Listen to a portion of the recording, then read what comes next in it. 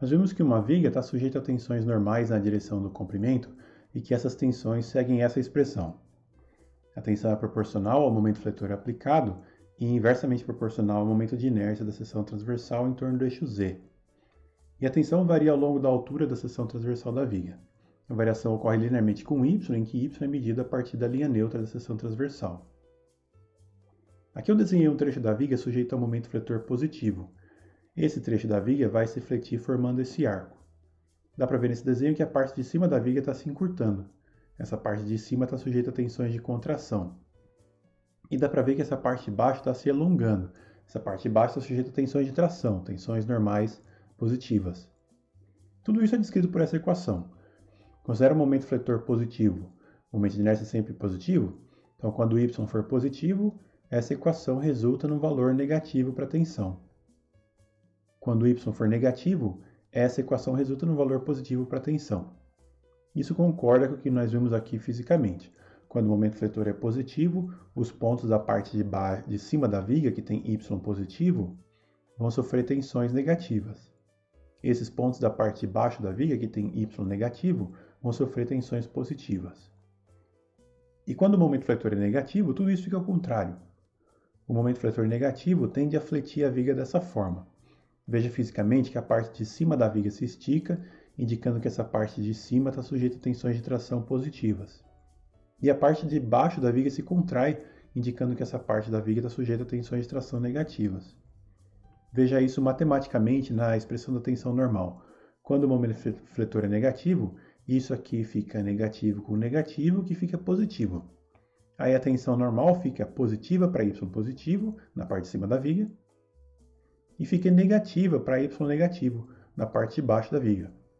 Então, se a tensão é positiva ou negativa na parte superior ou inferior da viga, depende do sinal do momento fletor. Veja essa viga bem engaçada que resolvemos antes. O momento fletor era uma expressão que mudava de sinal ao longo da viga.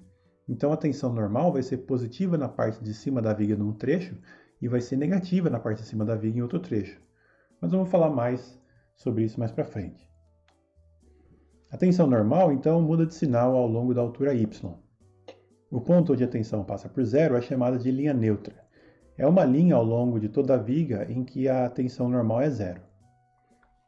Nós vimos que numa viga homogênea, a linha neutra coincide com o centroide da seção transversal. Numa seção transversal como essa, que o centroide não cairia bem no meio da altura, mas cairia um pouco mais para cima, essa seria a linha neutra.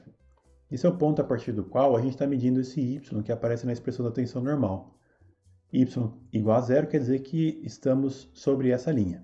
Y maior que zero quer dizer pontos acima dessa linha, e y menor que zero quer dizer pontos abaixo dessa linha. Uma das formas de alterar como a tensão normal se distribui numa viga é projetar a posição do centroide de forma adequada. Geralmente, tensões normais positivas são mais críticas para falhas nos materiais do que tensões de compressão.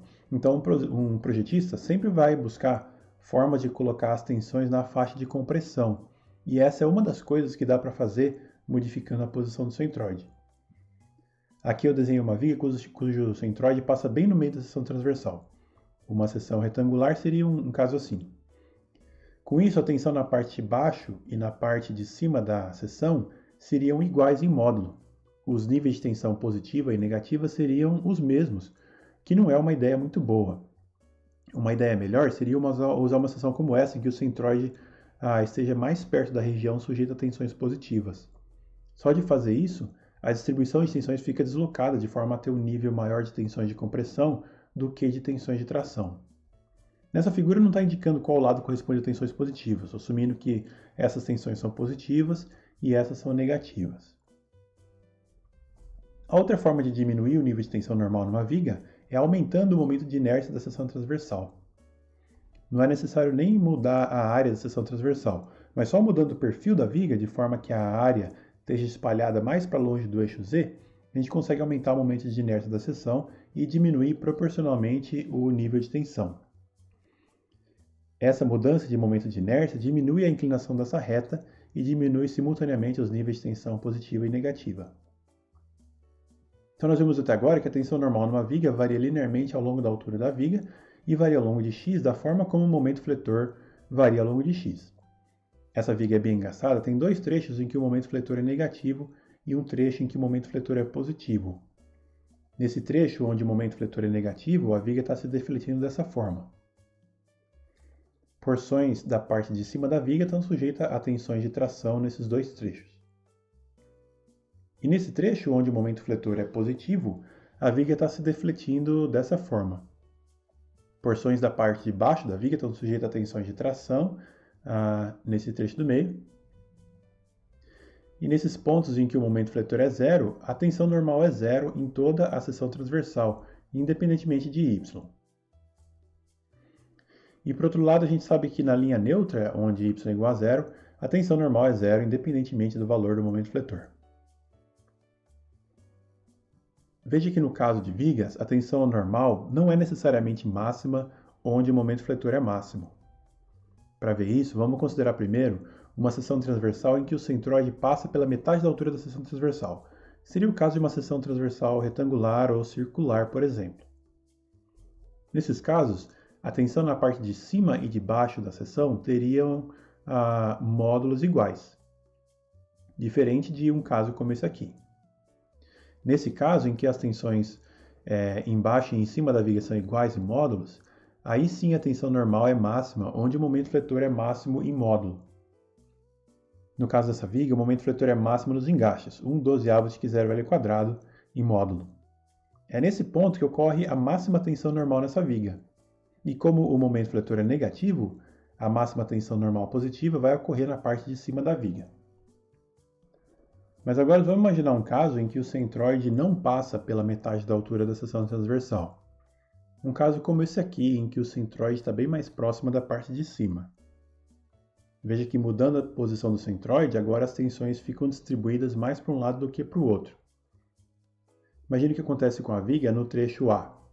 No trecho A, o momento fletor é negativo e a parte de cima da viga está sujeita a tensões positivas. Com esse centroide deslocado, agora essas tensões positivas ficam proporcionalmente menores do que as tensões negativas.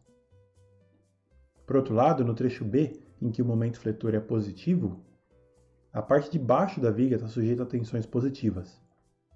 Veja que com a modificação do centroide, agora essas tensões positivas na parte de baixo são proporcionalmente muito menores do que as tensões negativas, e elas também são muito maiores do que as tensões positivas no trecho A. Nessa viga, só pela modificação da posição do centroide, agora a maior tensão de tração passa a ocorrer na parte de baixo do centro da viga e não na parte de cima das bordas da viga. O ponto onde ocorre a tensão máxima não corresponde mais ao ponto onde o momento fletor é máximo. Então, numa viga, é preciso analisar essas duas coisas em conjunto. O ponto ao longo de x, onde o momento fletor é máximo, mas também o ponto vertical, onde a posição y é máxima.